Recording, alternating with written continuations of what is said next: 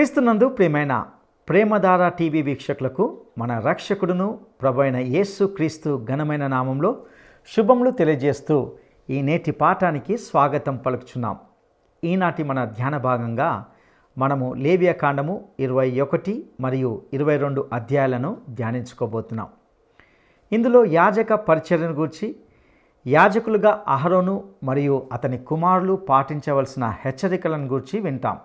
యాజకులు ప్రత్యేకమైన వారు గనుక వారు దేవునికి ప్రతిష్ఠితులు అని, యాజకుడు పరిశుద్ధంగా ఎలా ఉండాలి, వివాహాల విషయంలో, సంతానాన్ని కాచే విషయంలో, వస్త్రధారణ, శుచి శుభ్రత విషయంలో ఎలా ఉండాలి, సామాన్యుని వలె ఎలా ఉండకూడదు అనేవి చూస్తాం. దేవుని నామమును వీరు అపవిత్రపరచకుండా కాచుకోవాలి. ఈ 2 అధ్యాయాల్లో యాజకుల వ్యక్తిగత పరిశుద్ధతను గూర్చి చెప్పబడింది. ఇశ్రాయేలు జాతి అంతా యాజక రాజ్యమే అయి ఉండాలని దేవుని అభిష్టం. దేవుడు లేవి గోత్రాన్ని ఏర్పరచుకోవడం చూస్తాం. దైవ సేవకుడు మూఢనమ్మకాలను ఖండించాలని, మన దేవుడు సార్వభౌముడని ఇందులో తెలుసుకుంటాం. ఇంకా అనేకమైన లోతైన ఆధ్యాత్మిక సత్యాలను ఈనాటి పాఠంలో వినడానికి మనము సిద్ధపడదామా? ప్రియ శ్రోతలు, ఈరోజు మన పాఠం లేవియా కాండం 21, 22 అధ్యాయాలు. సావధానంగా వినండి. ఈ అధ్యాయం అంతటి సారాంశం జాగ్రత్తగా వినండి. యాజక పరిచర్య ఈ అధ్యాయంలోని ముఖ్యాంశం. యాజకులైన అహరోను కుమారులు పాటించవలసిన హెచ్చరికలు ఎన్నో ఉన్నాయి. ఎవరి శవాన్నైనా ముట్టితే మైలపడతారు. సమీప రక్త సంబంధుల శవాన్ని మాత్రం ముట్టవచ్చు. ప్రజలలో యజమానుడు సామాన్యుని వలె అశుచిగా ఉండకూడదు. మీరు దేవునికి ప్రతిష్ఠితులు. దేవుని నామమును మీరు అపవిత్రపరచరాదు. విడాకులిచ్చిన స్త్రీని పెళ్లాడకూడదు. కుమార్తె జారిణి అయితే కఠిన శిక్ష. యాజకుడు తలపాగాను ఎన్నడూ తీయకూడదు. యాజకుని తలపై అభిషేక తైలము కిరీటము వంటిది. దేవుని పరిశుద్ధ మందిరమును అపవిత్రపరచకూడదు. యాజకుడు కన్యకనే పెళ్లాడాలి. ప్రజలలో యాజకుల సంతానం అపవిత్రులు కాకూడదు. అహరోను, విను. నీ సంతతి వారిలో కళంకితుడెవడు దేవునికి అర్పణలు తేకూడదు. దేవుని సన్నిధిలోకి రాకూడదు. ఎట్టి అంగవైకల్యమున్నా అతడు యాజకుడుగా ఉండతగడు. పరిశుద్ధార్పణములు, ఆహార పదార్థములు యాజకుడు తినవచ్చు.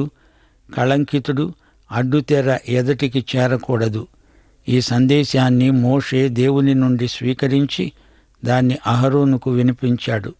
శ్రోతలు వింటున్నారా? 21, 22 అధ్యాయాలలో యాజకుల వ్యక్తిగత పరిశుద్ధతను గురించి చెప్పబడింది. ఇశ్రాయేలు జాతి అంతా యాజక రాజ్యం అయి ఉండాలని దేవుని అభీష్టం. దేవుడన్నాడు, మీరు నాకు యాజక రూపమైన రాజ్యం, పరిశుద్ధ జనం. అయితే దేవునికి ఆశాభంగమే కలిగింది.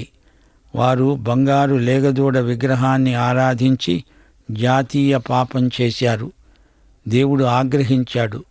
1000 ఏళ్ల పాలన తరువాత నిత్యత్వంలో కొనసాగే 3 మానవ విభాగాలున్నాయి. గుర్తుంచుకోండి. 1, యేసుక్రీస్తు యొక్క సంఘం. ఇది నూతన యెరూషలేము. 2, భూమిపై ఇశ్రాయేలు జాతి. 3, రక్షించబడిన అన్యజాతులు. ఇశ్రాయేలు జాతి ఆధ్యాత్మికంగా దిగజారిపోయినప్పుడు దేవుడు లేవీయ గోత్రాన్ని మాత్రమే ఏర్పరచుకొని వారిని యాజకులను చేశాడు. గనుక మిగతా గోత్రాలు యాజకత్వాన్ని పోగొట్టుకున్నాయి. దేవుడు నీకు ఉన్నత పదవినిస్తే దానితో పాటు బాధ్యతలు వస్తాయి. అయితే సంఘమును చూడండి. వీరు రాజులైన యాజక సమూహం. ప్రతి విశ్వాసీ యాజకుడు. ప్రతి విశ్వాసీ నిరభ్యంతరంగా దేవుని సన్నిధిలోకి వెళ్ళగలడు. యాజక విశ్వాసి పరిశుద్ధుడై జీవించాలి. విశ్వాసిలో ఉన్న పరిశుద్ధాత్మ పరిశుద్ధ జీవితానికి కావలసిన కృపాబలం అనుగ్రహిస్తాడు. 1 పేతురు 4వ అధ్యాయం 8 నుండి 11వ వచనం వరకు ఈ సంగతే చెప్పబడింది. ప్రేమ అనేక పాపాలను కప్పుతుంది గనుక అన్నిటికంటే ముఖ్యముగా ఒకని ఎడల ఒకడు మిక్కుటమైన ప్రేమ గలవారై ఉండాలి. సణుక్కోకుండా ఒకరికొకరు ఆతిథ్యం చేయండి. దేవుని నానావిధమైన కృప విషయమై మంచి గృహ నిర్వాహకులై ఉండి ఒక్కొక్కడు కృపావరము పొందిన కొలది ఒకరికొకడు ఉపచారము చేయండి. ఒకడు బోధించిన ఎడల దైవోక్తులను బోధించినట్లే బోధించాలి. ఒకడు ఉపచారము చేసిన ఎడల దేవుడు అనుగ్రహించిన సామర్థ్యమునంది చేయాలి. ఇందువలన దేవుడు అన్నిటిలో యేసుక్రీస్తు ద్వారా మహిమపరచబడాలి. 1 పేతురు 2:9-10 మీరు చీకటిలో నుండి ఆశ్చర్యకరమైన తన వెలుగులోనికి మిమ్ములను పిలిచిన వాని గుణాతిశయములను ప్రచురము చేసే నిమిత్తము ఏర్పరచబడిన వంశము, రాజులైన యాజక సమూహము, పరిశుద్ధ జనము, దేవుని సొత్తైన ప్రజలు అయి ఉన్నారు. ఒకప్పుడు కనికరించబడక ఇప్పుడు కనికరించబడిన వారై ఉన్నారు. ప్రియులారా, మీరు పరదేశులు, యాత్రికులు. మనము దేవుని పోలికగా సృష్టించబడిన నవీన స్వభావము ధరించుకున్నాము. ఆధిక్యమును బట్టి బాధ్యతలు వస్తాయి. యేసుక్రీస్తు మన ప్రధాన యాజకుడు. ఆయన ఎంత ఘనుడో చూడండి. ఆయన పవిత్రుడు, నిర్దోషి, నిష్కల్మషుడు, ఆకాశమండలము కంటే మిక్కిలి హెచ్చైనవాడు. ఈ ప్రధాన యాజకుడు మనకు ఎంతైనా తగినవాడు. యేసు సంపూర్ణ సిద్ధి పొందిన కుమారుడు. ఈయన తనను తానే అర్పించుకున్నప్పుడు ఒక్కసారే ఈ పని చేసి ముగించాడు. యేసుక్రీస్తు యాజకుడై ఉండి తానే మన కోసం బలి అయ్యాడు. యేసుక్రీస్తు లాజరు సమాధి ఎదుట నిలువబడి ఏడ్చాడు. యేసు సానుభూతి ఎంతో ప్రగాఢమైనది. మన బాధలు యేసుక్రీస్తు హృదయాన్ని బాధపెడతాయి. యాజకుడు అన్ని శవాలను ముట్టకూడదు గాని హృదయంలో సానుభూతి, సంతాపం వ్యక్తం చేస్తాడు. యాజకుడు తాను చేసే ప్రతి పని, చెప్పే ప్రతి మాట విషయమై జాగ్రత్త వహించాలి. మైలపడకూడదు. అన్య సాంప్రదాయాలు మనకు తగవు. దైవసేవకుడు మూఢనమ్మకాలను ఖండించాలి. మనకు ఆధ్యాత్మిక విలువలున్నాయి. ప్రేతములను గురించిన కర్మానుష్ఠానములు మనకు లేవు. మన దేవుడు సార్వభౌముడు, అతిథిప్రియుడు, సజ్జన ప్రియుడు అయి ఉండాలి. సంఘము నిర్దోషమైనది, మహిమగల సంఘమై ఆయన ఎదుట నిలువబోతున్నది. యాజకుని భార్య ఎలా ఉండాలి? ఆమె తన భర్త సేవలో సాటి అయిన సహాయం. యాజకుని కుమార్తె తన తండ్రికి అప్రతిష్ఠ తేకూడదు. యాజకుని తలపాగా మీద యెహోవా పరిశుద్ధుడు అని రాసి ఉంటుంది. ఆ నినాదం అతడెన్నడూ మరచిపోకూడదు. యాజకుడు బట్టలు చించుకోకూడదు, దౌర్జన్యపరుడై ఉండకూడదు. యాజకుని తలపై అభిషేక తైలమున్నది, అతనికది కిరీటం. యేసు ప్రభువు అభిషిక్తుడు, తన తండ్రికి మరణపర్యంతము విధేయుడు. బలిపశువు ఎట్టి కళంకము లేనిదై ఉండాలి. అలాంటప్పుడు బలి అర్పించే యాజకుడు మరీ ఎంతో నిష్కళంక జీవితం గలవాడై ఉండాలి. యేసు మన ప్రధాన యాజకుడు, నిష్కళంకుడు, మహాపవిత్రుడు. అంగవైకల్యము ఉన్నా వారు ప్రభువు భోజనంలో పాల్గొనవచ్చు, ప్రార్థన చేయవచ్చు గాని బహిరంగ సేవ వారు చేయజాలరు. నాదాబు, అబీహు, అహరోను కుమారులు. వీరు అన్యాగ్నితో దేవుని సన్నిధిలోకి వెళ్ళి అక్కడికక్కడే చనిపోయారు. కయీను, హేబెలు ఇద్దరూ అన్నదమ్ములే. కయీను తన తమ్ముణ్ణి హత్య చేశాడు. సోదరీ సోదరులారా, దేవుని పరిశుద్ధతను గుర్తించి దానికి అనుగుణంగా జీవించండి. ఇప్పుడు 22వ అధ్యాయంలోకి రండి. ఈ అధ్యాయం సారాంశం వినండి. యెహోవా మోషేతో అన్నాడు, నా పరిశుద్ధ నామమును ప్రధాన యాజకుడు గాని అతని కుమారుడు గాని అపవిత్రపరచకూడదు. మీ తరతరాలకు ఇది నా హెచ్చరిక. మైలపడితే శుచిగా పవిత్రుడయ్యే వరకు దూరంగా ఉండాలి. సూర్యాస్తమయం లోపుగా అతడు శుచిర్భూతుడవ్వాలి. యాజకుడు ఆహారము వల్ల అపవిత్రుడు కాకూడదు. అన్యుడు ప్రతిష్ఠితమైన దానిని తినకూడదు. అలా తింటే అతని మీద చర్య తీసుకోవాలి. పరిశుద్ధ ద్రవ్యములను అపవిత్రపరచకూడదు. ఏది ఆధ్యాత్మికం, ఏది భౌతికం అనే విచక్షణ యాజకునికి ఉండాలి. దేవునికి ప్రతిష్ఠించబడిన వాటిని అపవిత్రము చేయకూడదు, దుర్వినియోగం చేయకూడదు. యాజకుడు నిర్లక్ష్యంగా ఆషామాషిగా ప్రవర్తించకూడదు. 1 కొరింథీ 11:31-32 వచనాలు. మనలను మనమే విమర్శించుకొనిన ఎడల తీర్పు పొందము. మనము తీర్పు పొందిన ఎడల లోకముతో పాటు మనకు శిక్షావిధి కలుగకుండునట్లు ప్రభువు చేత శిక్షించబడుతున్నాము. అపవిత్రత యాజకుణ్ణి ఏ రూపంలో సోకినా అతడు తన పదవి నుండి తొలగిపోవాల్సిందే. పవిత్రత విషయంలో ఎవరికీ ఎట్టి రాయితీ లభించదు. ఇంటా బయట యాజకుడు పవిత్రుడై మెలగవలసిందే. ఆరాధన గుడారంలో పవిత్ర వాతావరణం కలుషితం కాకూడదు.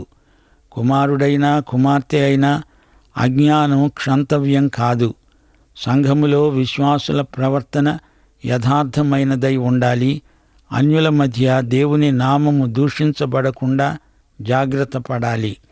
మత్తయి సువార్త 18:7 అభ్యంతరాలు రాకమానవు, కాని ఎవని వలన అభ్యంతరం వస్తుందో ఆ మనుష్యునికి శ్రమ.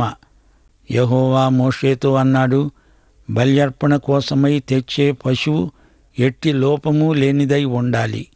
గుడ్డిది, కుంటిది, కొరత గలది, గడ్డలు గలది, గజ్జిది బల్యర్పణకు తగదు. లోపము గలవి, కళంకము గలవి అంగీకరించబడవు. యాజకులు ఈ నియమాలను తూచా తప్పకుండా అమలు పరచాలి. ఇశ్రాయేలీయులు ఈ విషయంలో పూర్తిగా తప్పిపోయారు.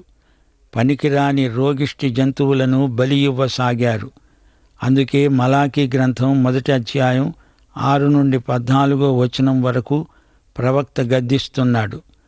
కుమారుడు తన తండ్రిని ఘనపరుస్తాడు గదా, దాసుడు తన యజమానుని ఘనపరుస్తాడు. నా నామమును నిర్లక్ష్యపెట్టే యాజకులారా, నేను తండ్రినైతే నాకు రావలసిన ఘనత ఏది? నేను యజమానినైతే నాకు భయపడేవాడు ఎక్కడ ఉన్నాడు? నా బలిపీఠము మీద అపవిత్రమైన భోజనం అర్పిస్తారా? నా భోజనపు బల్లను నీచపరుస్తారా? గుడ్డిదాన్ని బలిగా అర్పిస్తారా? గుడ్డిదాన్ని, రోగము గలదాన్ని అర్పించిన దోషం మీ మీద ఉన్నది. అధికారులకు అలాంటివి ఇస్తారా? ఇస్తే వారు అంగీకరిస్తారా? నా బలిపీఠం మీద నిరర్ధకంగా అగ్ని రాజబెట్టవద్దు. అన్యజనులలో నా నామము ఘనముగా ఎంచబడాలి గదా. నా భోజనపు బల్లను దూషిస్తారా? తృణీకరిస్తారా? దోచబడిన దానిని, కుంటి దానిని, తెగులు ఉన్న దానిని మీరు తెస్తున్నారే, ఇవేనా మీ నైవేద్యాలు? నేను ఘనత వహించిన మహారాజును. అన్యజనులలో నా నామము భయంకరమైనదిగా ఎంచబడుతున్నది. మందలో మగది ఉండగా యెహోవాకు మొక్కుబడి చేసి చెడిపోయిన దానిని అర్పించే వంచకులు శాపగ్రస్తులు. 29 మీరు కృతజ్ఞత బలి అయిన పశువును వధించినప్పుడు అంగీకారయోగ్యమైన దానినే అర్పించాలి. అదే రోజు దానిని తినివేయాలి. మరునాడు వరకు దానిలో కొంచెము కూడా మిగుల్చుకోకూడదు. నా పరిశుద్ధ నామమును అపవిత్రపరచకూడదు. ప్రియశ్రోతలు, ఇందులో ఒక విశేషం ఉంది. స్వచ్ఛంద అర్పణలు తండ్రిని సూచిస్తాయి. తండ్రి తన కుమారుణ్ణి మనకు ఇవ్వటంలో ప్రేమ ఉన్నది. ఎటువంటి బలవంతము, ఒత్తిడి లేదు. హెబ్రీ పత్రిక 12:2 ఆయన తన ఎదుట ఉంచబడిన ఆనందము కోసమై ఇదంతా చేశాడు. అవమానాన్ని లక్ష్యపెట్టలేదు. సిలువను సహించాడు. సరే, ఇక్కడ అర్పణలను గురించి చెప్పబడింది. అర్పించబడింది అదే రోజు తినాలి. అది చెడిపోకముందే తినేసేయాలి. ఇశ్రాయేలీయులు దేవునికి సాక్షులు. ఈ రోజున మనము యేసు ప్రభువుకు భూదిగంతాల వరకు సాక్షులం. దేవుడు ఇక్కడ తన మహిమకు 5 కారణాలు చూపుతున్నాడు. 1, నేను ప్రభువును. 2, ఇశ్రాయేలీయుల మధ్య నా నామము పరిశుద్ధపరచబడాలి. 3, మిమ్ములను పరిశుద్ధపరిచేవాడను నేనే. 4, మిమ్ములను ఈజిప్టు నుండి తెచ్చిన ప్రభువును నేనే. 5, మీ దేవుడను నేనే. ప్రియశ్రోతలు, వింటున్నారా? మన ఆరాధన జీవితంలో పరిశుద్ధత, నీతి గోచరించాలి. ఈ రెండూ తేటగా కనపడాలి. విశ్వాసము ద్వారా కృపచేత మనము రక్షించబడ్డాము. కృప మనల్ని నిర్బంధం చెయ్యదు. ప్రియశ్రోతలు, మీరాయన్ను ప్రేమిస్తున్నారా? అదే మన సేవకు ప్రేరణ. రోమాపత్రిక 14వ అధ్యాయం 7వ వచనం, మనలో ఎవడునూ తన కోసమే బ్రతకడు, ఎవడూ తన కోసమే చనిపోడు. మనము బ్రతికినా ప్రభువు కోసమే బ్రతుకుతున్నాము, చనిపోయినా ప్రభువు కోసమే చనిపోతున్నాము. కాబట్టి మనము బ్రతికినా చనిపోయినా ప్రభువు వారమై ఉన్నాము. తాను మృతులకు సజీవులకు ప్రభువై ఉండడానికి ఇందు నిమిత్తమే కదా క్రీస్తు చనిపోయి మరల బ్రతికాడు. సోదరుడా, సోదరి, యేసుక్రీస్తు నీకు ప్రభువా? ఆయన నీకు వ్యక్తిగతంగా దేవుడా? ఆయనను నీవు ప్రాణాధికంగా ప్రేమిస్తున్నావా? నీవు ఆయనకు ప్రతినిధివా? ప్రజలు చదివే పుస్తకం నీ జీవితం, నా జీవితం. నీ జీవితం యేసు పేరట నీవు రాసిన సువార్తే. ముగింపులో కొన్ని మాటలు చెప్పగోరుతాము. కళంకము, రోగము ఉన్న జంతువులను బలి ఇవ్వకూడదు. ఎందుకనగా దేవుని వ్యక్తిత్వం నిష్కళంకం, దేవుని స్వభావం నిష్కళంకం. గనుక ఆయనకు ఇచ్చే బలి పశువు కూడా నిష్కళంకమైనదై ఉండాలి. యేసుక్రీస్తు జీవితం ఏ మచ్చ, డాగు లేనిది. బలి పశువు నిర్దోషమైనదై ఉండాలి. పాత నిబంధనలోని బలి పశువు యేసుక్రీస్తుకు ముందు గుర్తు. మనకున్న కాలము, మన తలాంతులు, ధనధాన్యాదులు, వీటిలో శ్రేష్టమైనదే దేవునికివ్వాలి. నాసిరకం అర్పణలను దేవుడు అంగీకరించడు. ఆరాధన అనగా మనలోనిది, మనకున్నది, అందులో శ్రేష్టమైనది దేవునికి సమర్పించటమే. గమనించాలి, యాజకులు అపవిత్రులైనప్పుడు పరిశుద్ధమైన వాటిని ముట్టకూడదు. పరిశుద్ధమైన వాటిని పరిశుద్ధులే అనుభవించాలి. బలి అర్పణ నిర్దోషమైనదై ఉండాలి. ఈ అధ్యాయమంతా ఎన్నెన్నో పరిశుద్ధ భావాలను మనలో ప్రకల్పన చేస్తున్నది. అజ్ఞానకృతమైన పాపాలకు కూడా శిక్ష విధించబడుతుంది. స్వచ్ఛంద అర్పణలు ప్రేమపూర్వకమైన ప్రేరణను అనుసరించి ఉంటాయి. ఈ సందర్భంలో మా శ్రోతలు ప్రయోజనాత్మకమైన ఒక సూత్రాన్ని గమనించాలి. విశ్వాసులు దశమభాగం చెల్లిస్తారు గాని దానికి అదనంగా ఇచ్చినదే స్వచ్ఛందమైన అర్పణ అవుతుంది. దశమభాగం వేరు, అర్పణ వేరు. దశమభాగం దశమభాగమే, అందులో ఎక్కువ తక్కువలుండవు. గాని అర్పణ నీ ప్రేమ వైఖరిని బట్టి కొంచెమో గొప్పో అయి ఉంటుంది. అర్పణ అనేది కానుక, దశమభాగం కానుక కాదు, చెల్లించి తీరవలసిన మొత్తం. దశమభాగం ప్రాతిపదికమైన విధి.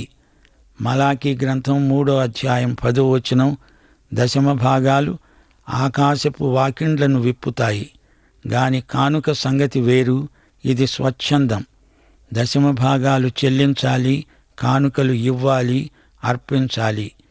ఇవ్వటంలో ఇంత అంతా అని హద్దులు లేవు. కాని దశమభాగం దేవుడు ఏర్పరచిన హద్దు. దశమభాగం తాళపు చెవి, కానుక అనేది విత్తనం.